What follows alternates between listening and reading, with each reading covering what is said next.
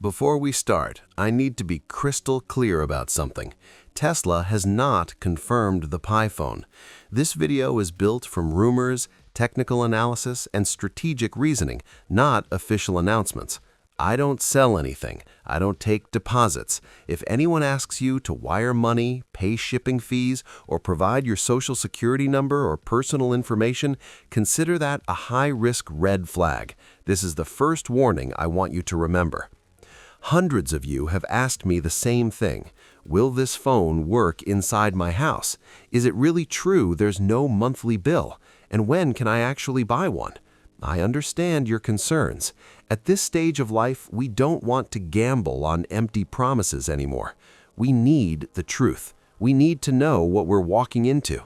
So today, I'm not going to promise you anything. I'm going to walk you through what's reasonable to expect if the Pi phone exists, where it might launch first, and most importantly, how to protect yourself from scams. Starlink inside your house. Will it actually work? Let's talk about the question I get asked most. Will this phone work inside my house? This is the question that matters most to many of you. You're thinking, if I'm paying for a phone that connects to satellites, I want to use it where I spend most of my time, which is indoors. Let me be straight with you. With any satellite connection, outdoor signal is always stronger than indoor. That's just physics. Thick walls, basements, high-rise apartments, they all weaken the signal. The radio waves that satellites use operate in specific frequency bands. These frequencies can penetrate some materials, but they struggle with dense construction. A wooden frame house with vinyl siding? You might get decent signal near windows. A brick house with metal roofing? That's going to be much more challenging. A concrete apartment building? Even more difficult. The signal loss can be significant depending on the building materials and how many walls the signal has to pass through. Let me make this very practical for you. If you live in a single-story home with large windows facing outside, you're likely to get better indoor satellite performance than someone living in a basement apartment or an interior room with no windows. The difference can be dramatic. Near a window, you might have full connectivity. 20 feet away in an interior hallway with multiple walls between you and the outside, the signal might drop significantly or disappear entirely. If you live in a high-rise building, especially one made of concrete and steel like many modern apartment complexes, satellite signals may struggle to reach interior rooms. In those cases, emergency satellite connectivity might work near windows or on balconies, but not deep inside the unit. I've heard from viewers living in older buildings with thick brick walls, and they tell me even regular cell service can be weak inside their homes. Satellite signals would face the same challenges, possibly worse. This matters because many of you asked whether this phone could replace your current home internet or landline. Based on how satellite systems work today, it's safer to view it as a backup and emergency layer, not a full replacement for your primary communication system. If you're someone who rarely leaves home and needs reliable indoor connectivity for daily calls, video chats with family, or managing health appointments, a satellite phone might not be your best primary option. But as an emergency backup, when storms knock out power and cell towers, that's where the value really shines. In the tech community, there's a reasonable hypothesis. If a company wants satellite to work well indoors, they might need an intermediate device placed near a window. The job of that device is to catch the satellite signal from outside and rebroadcast it inside your home, kind of like a Wi-Fi router. We don't know if Tesla plans to do this, but technically this is how many current satellite systems operate. Starlink for homes uses a dish on your roof that then connects to a router inside. Maritime satellite phones often require external antennas. So if anyone tells you the Pi phone will definitely work perfectly in every room of your house using satellites alone, you should be cautious. That's not how satellite technology works today. Could Tesla have developed breakthrough antenna technology? Possibly. But until we see official specifications and independent testing, a safer expectation is this: outdoor performance will be reliable, indoor performance will vary based on your home construction and where you are inside that home. Here's what you need to lock in. Indoor satellite performance is still a challenge across the entire industry, not just for Tesla. Now, this indoor signal challenge isn't just about convenience. It actually plays a huge role in where Tesla might launch this phone first. Let me explain why. Why Starlink performance determines launch location. Here's something most people don't realize. The indoor signal challenge I just explained directly affects where Tesla can launch. Think about it this way. If a phone works great outdoors but struggles inside homes with thick walls, Tesla needs to launch in areas where that limitation causes the least problems. They need locations where regulatory bodies understand satellite technology limitations, where building codes and construction types are favorable for signal penetration, where the infrastructure already exists to support hybrid connectivity, meaning the phone can switch between satellite and traditional cell towers when needed, and where the target demographic, people who might benefit most from emergency satellite connectivity, is concentrated. This isn't speculation, this is basic business strategy. You don't launch a product with known limitations in a market where those limitations become deal breakers. You launch where the strengths outweigh the weaknesses, where people understand they're getting breakthrough emergency connectivity, not a replacement for fiber internet in their basement. Understanding this technical reality helps us analyze where the logical launch locations would be. And that's exactly what we're going to look at next. Where Tesla might launch: California, Texas, Florida. Based on how Tesla has rolled out products in the past, many analysts believe that if the Pi phone exists, states like California, Texas, and Florida would be logical candidates for initial testing phases. Let me be clear, this is not a launch announcement. This is strategic reasoning based on patterns and logic. Why these three states? Let's break it down. California is Tesla's home turf and the center of American tech innovation. They have existing infrastructure, a regulatory environment familiar with Tesla's approach, and a population that adopts new technology quickly. More importantly, California has diverse building types and terrain, from coastal areas to mountains, providing real-world testing conditions. It's a natural starting point for any Tesla product. Texas is where Tesla built one of their largest gigafactories.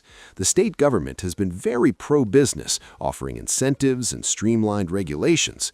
Plus, Texas has vast rural areas where satellite connectivity could provide real value to people currently underserved by traditional cell towers.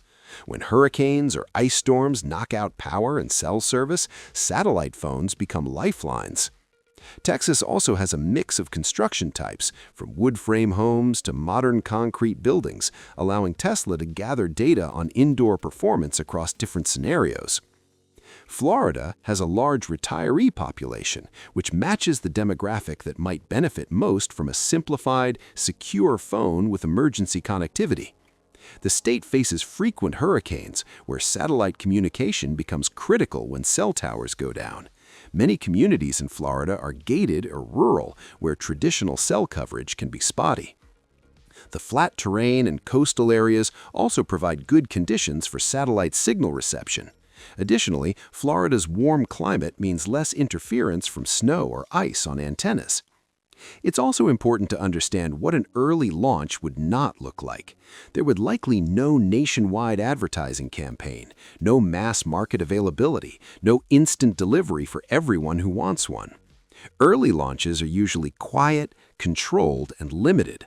That's how companies protect customers while they learn from real-world use. So if you see flashy ads claiming available everywhere now, that's a warning sign, not a breakthrough. Legitimate product launches, especially for complex technology like satellite phones, happen gradually and carefully. Now, what would a realistic rollout look like? Tesla doesn't launch products everywhere at once. They never have. First, small-scale testing with employees and select customers. They gather data, identify problems, refine the product. Second, limited regional sale in 1 or 2 states where logistics and regulations are favorable. Third, gradual geographic expansion once they're confident the supply chain can handle it. So if the Pi phone launches, don't expect everyone to be able to buy one immediately. Expect a wait list, expect limited availability, expect prioritization for certain groups, maybe veterans, maybe emergency responders, maybe people in rural areas without cell service. Patience will be required, and that's actually a good sign. It means they're being responsible. Now let's talk about what this phone might actually cost, because that's where many of you have the biggest questions. The battery and the $199 price. Understanding both. Let me address two rumors that always come up together: the 8-year battery and the $199 price. Both need clarification. First, the battery. The number 8 years shows up a lot in comments and rumors. Let me clear this up right now. There is currently no technical evidence confirming that a smartphone can go 8 years without needing a battery replacement. None. Tesla's EV batteries are designed to retain around 80% capacity after several 100,000 miles. That's real engineering. So it's reasonable to think they could apply similar technology to a phone. What would that look like? A battery that degrades slower over time, fewer charge cycles needed per week, maybe an emergency mode that extends standby time to several days when you're in trouble. These are realistic expectations, but a phone that never needs charging for 8 years? That's not physically possible with current lithium-ion technology. Every battery degrades with use. Even if you never used the phone, the battery would still degrade over time just sitting there. This is called calendar aging. So here's a safer expectation: a battery that lasts significantly longer than typical smartphones, not a battery that eliminates charging altogether. Maybe instead of charging every night, you charge every 3 or 4 days. That would still be impressive. That would still be valuable. But it's not magic. And let me tell you why this distinction matters. False expectations lead to disappointment, and disappointment leads to distrust. Now, the $199 price. Is that the final retail price? Or is it a promotional price with conditions attached? Is it subsidized by a service plan? When traditional carriers advertise a flagship phone for $200, that's almost always tied to a 2- or 3-year contract. Wait for official pricing from Tesla directly. Don't commit money based on rumors. And speaking of ongoing costs, that brings us to the question nobody wants to ask, but everybody needs to know. What about monthly fees? Monthly fees and hidden costs, the real financial picture. Even if the device costs $199, what about the monthly cost to actually use the satellite connection? Tesla hasn't announced this, and this is where the real cost lives. Starlink for RVs currently runs around $150 a month. For home use, it's around $120. We have no confirmation that Pi phone data would be free or even cheaper. Satellite bandwidth is expensive to provide. Those Starlink satellites cost millions of dollars each to build and launch. Let me break down why satellite connectivity costs what it costs. First, there's the infrastructure investment. SpaceX has launched thousands of satellites into low Earth orbit. Each launch costs tens of millions of dollars. Second, there's maintenance and replacement. Satellites have a limited lifespan, typically 5 to 7 years before they need to be replaced. Third, there's the ground infrastructure. Network operation centers, customer service teams, billing systems, all of this requires ongoing operational expenses. Now, Tesla might offer discounted plans for veterans, seniors, or low-income households, but that's speculation. Federal programs like Lifeline already provide phone subsidies for qualifying individuals.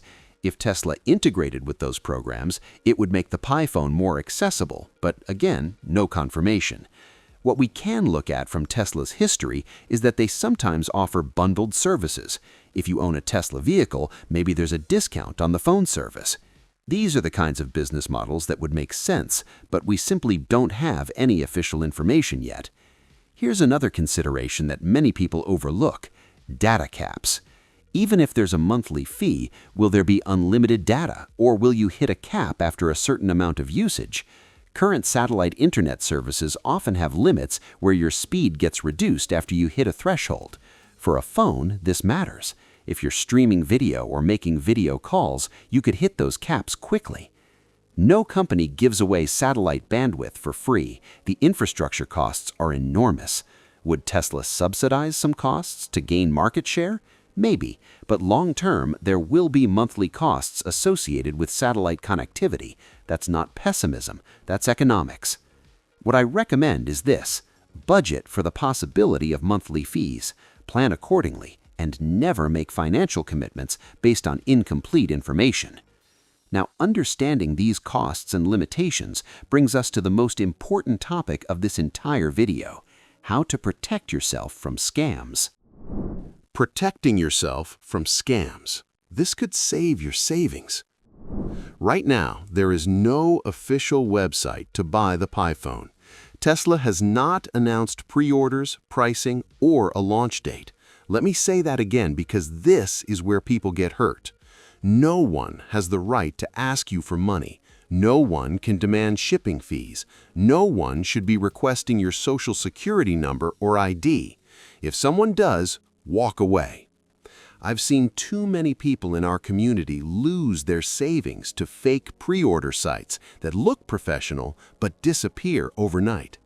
These scammers know how to target us. They use Tesla's name. They create urgency. They say limited stock. It's all designed to make you act before you think.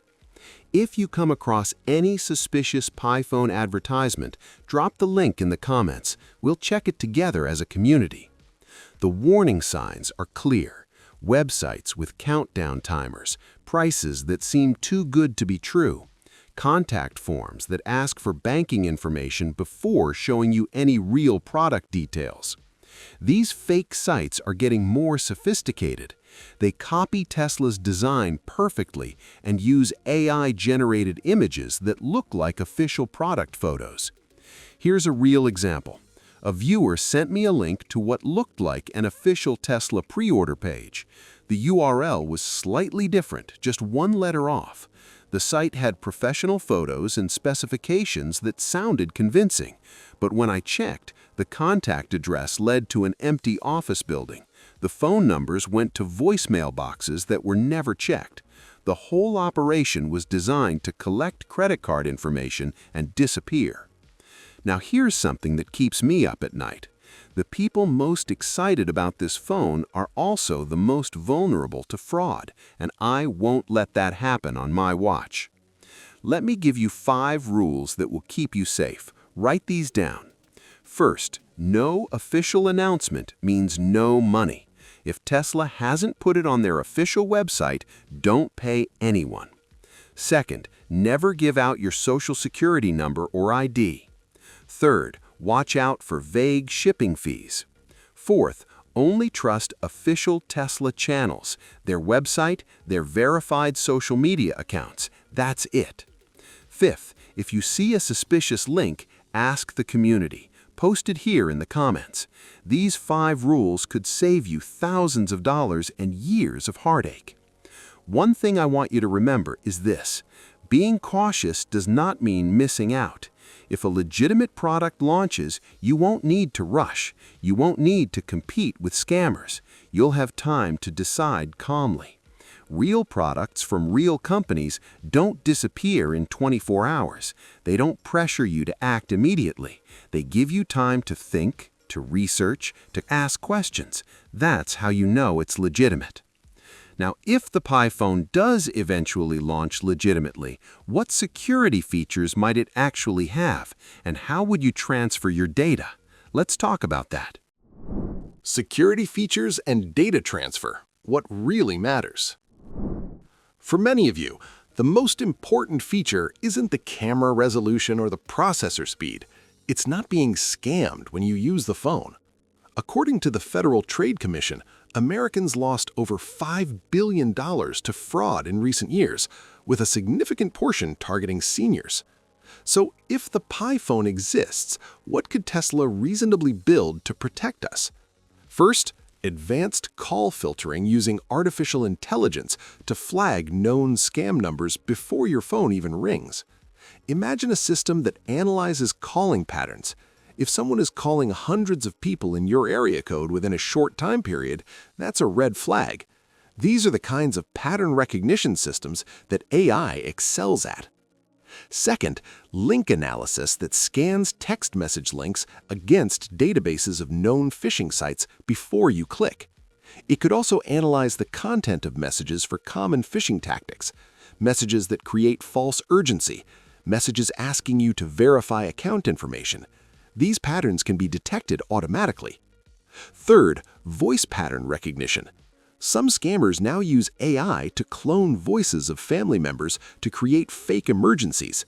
A phone with voice authentication could help verify if the call is really from your grandson or a fraudster. Fourth, transaction verification that automatically flags suspicious requests for gift cards or wire transfers. The system could recognize when a conversation turns toward financial requests and require additional authentication. These are features that could exist based on current AI capabilities. Tesla already uses machine learning in their vehicles for threat detection. That same expertise could be directed toward phone security. Now, about data transfer.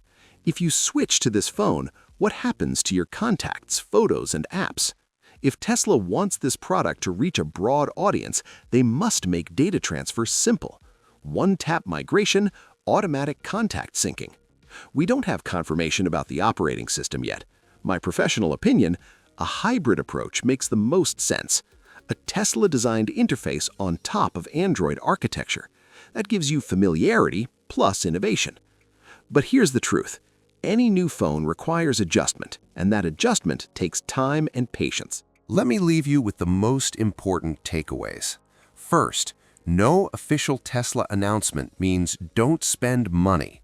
Second, indoor satellite performance will vary based on your home.